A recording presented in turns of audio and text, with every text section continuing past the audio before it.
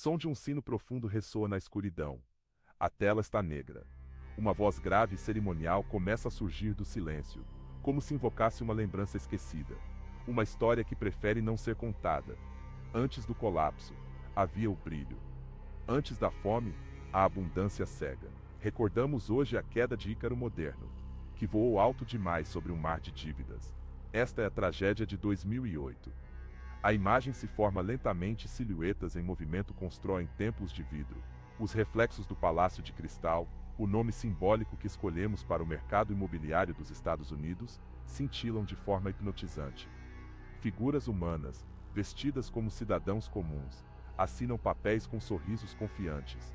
Um vendedor aperta a mão de um casal, oferecendo-lhes as chaves de uma casa recém-financiada. No início, ergueram um palácio de cristal. Chamaram-lhe mercado imobiliário. Cidadãos comuns receberam tochas de ouro, hipotecas que não podiam carregar. Os sacerdotes do financiamento, vestidos de ternos como túnicas, prometeram que o fogo nunca se apagaria. Mas algo, aos poucos, começa a se corroer. Os contratos, antes reluzentes, agora se fragmentam em letras miúdas.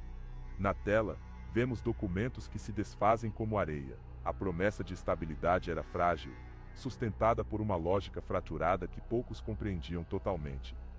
Mas nas entrelinhas dos pergaminhos contratuais, o destino já estava escrito: quem não puder pagar o tributo, perderá o teto e a honra.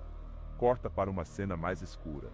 Entre as colunas do templo onde o dinheiro circula invisível, surgem figuras encapuzadas. Representam os controladores do mercado financeiro de alto risco, bancos de investimento, seguradoras e agências de classificação. Esses são os espectros financeiros. Enquanto o povo dançava na praça, os espectros trocavam entre si pedaços da própria chama. Criaram derivativos, promessas sobre promessas, fumaça sobre o fogo real. Em uma conversa de bastidor entre dois banqueiros fictícios, o tom de segurança escorrega para o da arrogância. Você viu os números da última tranche de CDOs? O risco está bem diluído. Diluir, esconder, é tudo a mesma coisa. Enquanto a agência disser que é A, é ouro. E quem vai perguntar? Ninguém entende isso mesmo. É matemática demais até para o regulador médio. Vamos empacotar mais hipotecas. Se der errado, o sistema aguenta. Sempre aguentou. Mas não aguentaria desta vez.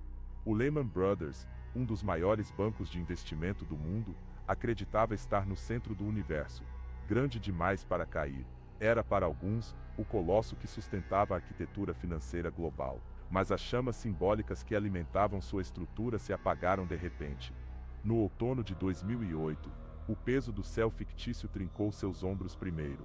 Vemos então imagens reais do caos, sorridentes corretores que em poucos dias, estão retirando seus pertences em caixas de papelão após o colapso da instituição.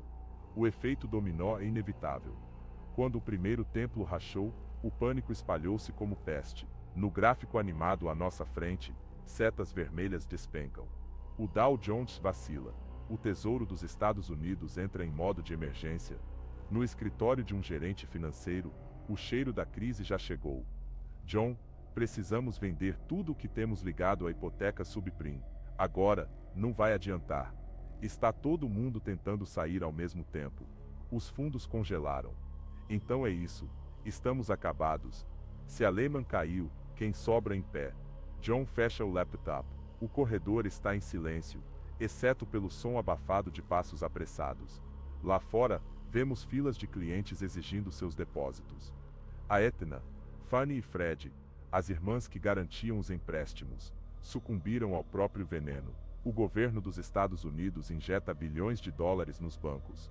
Na tela, vemos George W. Bush conclamando a calma, mas seu semblante mostra o peso de uma decisão histórica: permitir ou evitar o colapso total do sistema financeiro ocidental. Salvaram os sacerdotes, mas muitas casas já estavam em cinzas. Famílias são despejadas. Pequenos empresários enfrentam falência. A crise não era mais só financeira, tornara-se humana. A câmera mergulha em uma alegoria visual potente, surge a leteia, símbolo da verdade. A tragédia não foi acidente. Foi híbris, arrogância de quem acreditou que o risco poderia ser escondido em equações elegantes. Imagens de supercomputadores, modelos matemáticos e lucros fictícios, se entrelaçam com cenas reais de fome, medo e desemprego. Uma nova voz rompe o silêncio. Uma professora, diante de seus alunos no campo da macroeconomia. Alguém aqui entende o que são derivativos de crédito? Os alunos balançam a cabeça. Então por que os mestres do sistema apostaram tudo neles? A professora aponta para o quadro. A resposta não está aqui, está no comportamento humano. Ganância, cegueira programada, incentivos distorcidos. A narrativa agora mostra a expansão do problema. Grécia, Espanha, Portugal, economias que nada tinham a ver com Wall Street sofrem os tremores sísmicos do colapso. Desemprego, recessão, austeridade, o castigo coletivo pelos erros de poucos. Só então o mundo começa a responder. Vemos imagens de corredores de governo discutindo entre si. A tragédia trouxe o aprendizado amargo, sem regras claras, sem transparência nos rituais financeiros, o templo desmorona. O Dodd-Frank Act é aprovado nos Estados Unidos. Os mecanismos de supervisão bancária tornam-se mais rígidos. Reguladores agora espreitam as tábuas de barro de bancos antes imunes ao escrutínio. Mas ecos de irresponsabilidade ainda pairam. Até hoje, espectros buscam frestas nas novas paredes. O risco não desapareceu, apenas mudou de forma, de rosto, de endereço. A câmera passeia por uma metrópole à noite. Bailarinas de sombra, representando a liquidez oculta, continuam dançando sobre os telhados de um novo palácio de cristal. No alto de uma colina escura, uma tocha é acesa, pequena mas estável. Que esta chama lembre, o mercado é um Deus caprichoso, exige oferendas de ética, sacrifícios de transparência. Quem o adora sem questionar, acaba engolido por sua própria fumaça. E finalmente, a tela escurece. O sino volta a soar, mas agora com menos força, como um aviso cansado. Inscreva-se, para que a próxima tragédia não nos pegue novamente despreparados.